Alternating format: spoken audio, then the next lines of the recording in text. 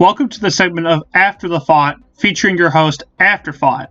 Today I am going to be going over the game Remnant from the Ashes Survival Mode.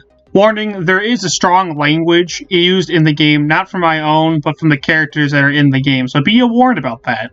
And without further ado, let's get started on the gameplay and commentary of Remnant from the Ashes Survival Mode.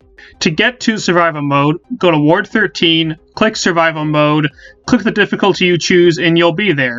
When you load into the Survival Mode, there will be several different vendors to choose from featuring items from the base game, such as the Dragon Shard that you see currently on the screen, or vendors such as the items and armor, making sure you have a strong defense in the game. And then you have your weapons such as your long arms, handguns, and weapon mods.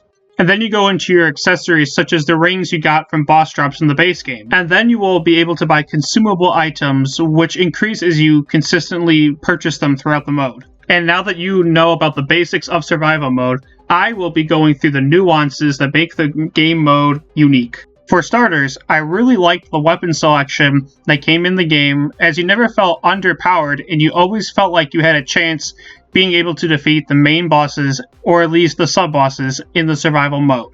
And I like how the menu is pretty straightforward, just like the base game, no difficulty outside of the little intricacies that each menu provides. I also like how you do not get to see which area you are going to when you touch the crystal, because it kind of gives you a little bit of a challenge and you have to adapt to your current situation no matter where you go. And as you can see here, I was given the area of Corsus for this video review. Each enemy that you kill drops the usual long arm ammo or handgun ammo, and as you can just briefly saw, they can sometimes drop dragon hearts, which are really beneficial for your long-term longevity.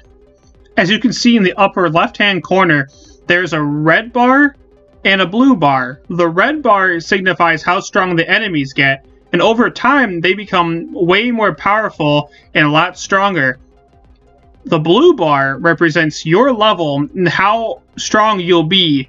Each time you level up, your health bar in the bottom right refills to the maximum, which is good if you're in a really terrible situation. In the bottom center of your screen, there is the traits bar, which showcases different traits that you get from either defeating enemies, though that is rare, or from crates, such as the one that my character is opening right now. There are purple tomes, which come with these traits in the game, and little bags will come with items such as the accessories or weapons that are used to destroy the enemies and make sure your character levels up while acquiring new gear destined to make you survive longer in this game mode.